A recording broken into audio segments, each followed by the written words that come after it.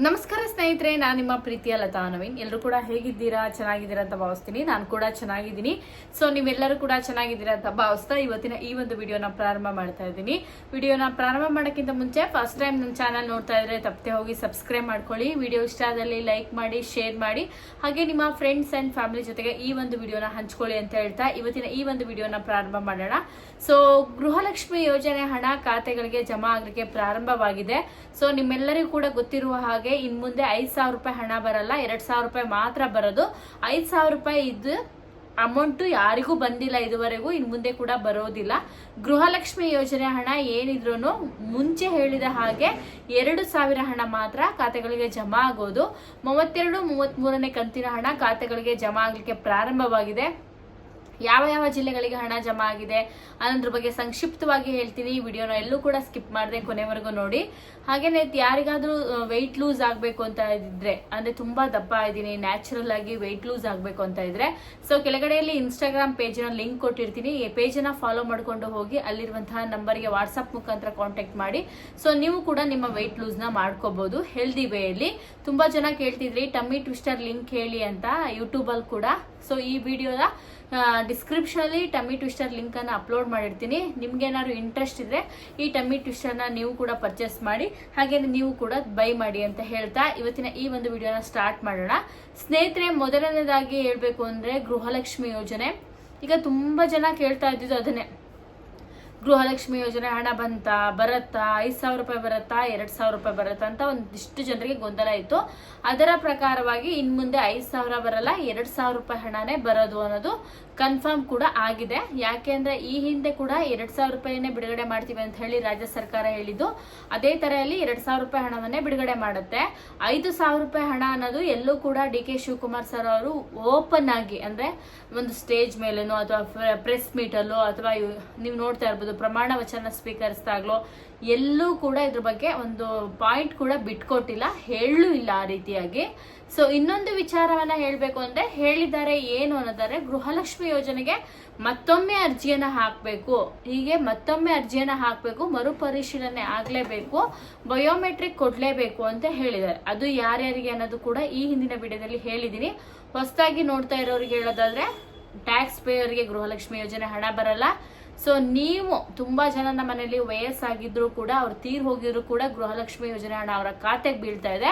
ಅದನ್ನೆಲ್ಲವೂ check ಮಾಡ್ಲಿಕ್ಕೋಸ್ಕರನೇ biometric ಅನ್ನೋ ಒಂದು option ಅವ್ರು ತಂದಿರೋಂಥದ್ದು.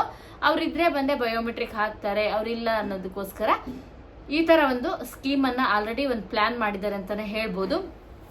ಅರ್ಜಿಯನ್ನ ಹಾಕ್ಲಿಕ್ಕೆ ಯಾವಾಗಿಂದ ಅರ್ಜಿಯನ್ನ ಹಾಕ್ಬೇಕು, ಸೊ ಎಲ್ಲೋಗಿ ಅರ್ಜಿಯನ್ನ ಹಾಕ್ಬೇಕು ಅನ್ನೋದ್ರ ಬಗ್ಗೆ ಇನ್ನೂ ಕೂಡ ಕ್ಲಾರಿಟಿ ಕೊಟ್ಟಿಲ್ಲ. ಸೊ ಮೇ ಬಿ ಅರ್ಜಿಯನ್ನ ಹಾಕಿ ಅಂತ ಹೇಳೋದಾದ್ರೆ ಬ್ಯಾಂಗ್ಳೂರ್ 1, ಕರ್ನಾಟಕ 1, ಹಾಗೇನೆ ಗ್ರಾಮ್ 1 ಹೇಳ್ತಾರೆ. ಯಾಕಂದ್ರೆ ಈ ಹಿಂದೆ ಕೂಡ ನಾವು ಗೃಹಲಕ್ಷ್ಮಿ ಯೋಜನೆಗೆ ಅರ್ಜಿ ಹಾಕಿದವರು ಅಲ್ಲೇ ಅರ್ಜಿ ಹಾಕಿರೋ ಕಾರಣಕ್ಕೋಸ್ಕರ. ಸೊ ಇದಿಷ್ಟು ಬಹಳ ಮುಖ್ಯವಾದ ಪಾಯಿಂಟು. ಅದನ್ನ ಹೊರತುಪಡಿಸಿದ್ರೆ ಈ 2,000 ರೂಪಾಯಿ ಬರುತ್ತೆ ಅನ್ನೋದು ಕನ್ಫರ್ಮ್ ಆಯ್ತು. ಸೊ ಈಗ ಆಲ್ರೆಡಿ ತುಂಬಾ ಜನ ಹೇಳ್ತಾ ಇದ್ದಾರೆ ನಮ್ಗೆ 28ನೇ ಕಂತಿನ ಹಣನೇ ಬಂದಿಲ್ಲ, 29ನೇ ಕಂತಿನ ಹಣನೇ ಬಂದಿಲ್ಲ ಅಂತ. ನೋಡಿ ಸ್ನೇಹಿತರೆ, ಪ್ರತಿಯೊಬ್ಬರಿಗೂ ಕೂಡ ಹಣ ಜಮಾ ಆಗಿದೆ. ಸೊ ಹಣ ಜಮಾನೇ ಆಗಿಲ್ಲ 28 ಅಥವಾ 27, 29ನೇ ಕಂತು ಅಂದ್ರೆ ನಿಮ್ಮಲ್ಲಿ ಏನಾದ್ರೂ ಟ್ಯಾಕ್ಸ್ ಪೇಯರ್ ಆಗಿದ್ರೆ ಹಣ ಜಮಾ ಆಗಲ್ಲ.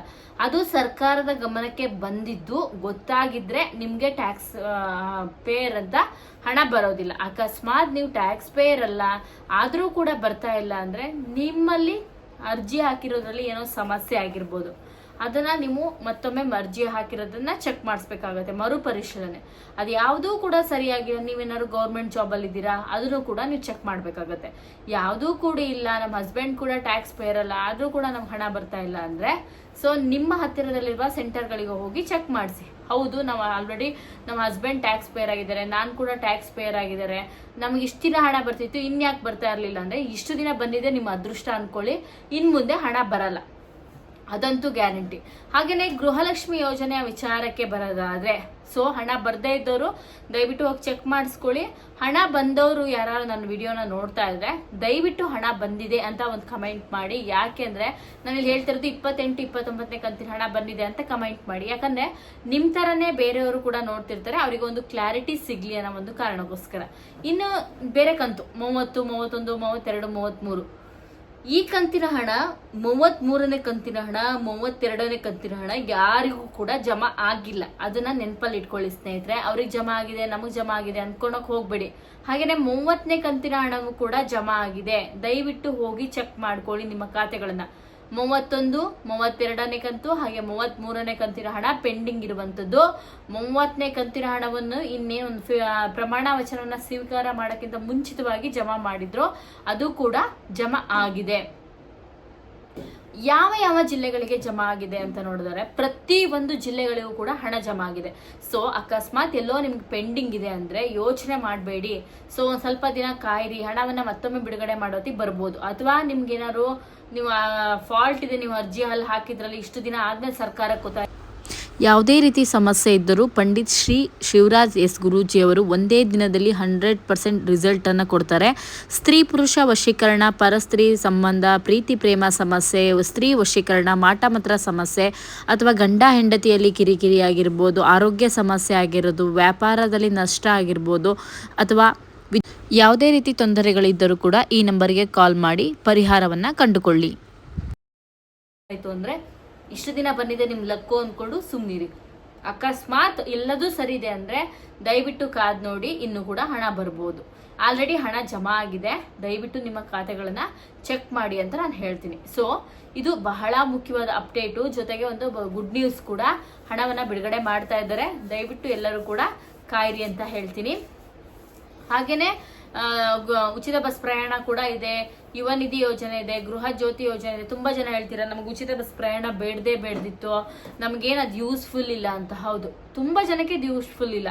ಯಾಕಂದ್ರೆ ತುಂಬಾ ಜನಕ್ಕೆ ಯೂಸ್ಫುಲ್ ಇದೆ, ತುಂಬಾ ಜನಕ್ಕೆ ಯೂಸ್ಫುಲ್ ಇಲ್ಲ. ಇದು ಇವತ್ತಿನ ಅಪ್ಡೇಟ್ ಅಂತ ಹೇಳ್ತಾ ಇವತ್ತಿನ ಈ ಒಂದು ವಿಡಿಯೋ ಮುಗಿಸ್ತೀನಿ. ವಿಡಿಯೋ ಇಷ್ಟ ಆದರೆ ಲೈಕ್ ಮಾಡಿ, ಶೇರ್ ಮಾಡಿ, ಹಾಗೆ ಸಬ್ಸ್ಕ್ರೈಬ್ ಮಾಡ್ಕೊಳ್ಳಿ. Thank you.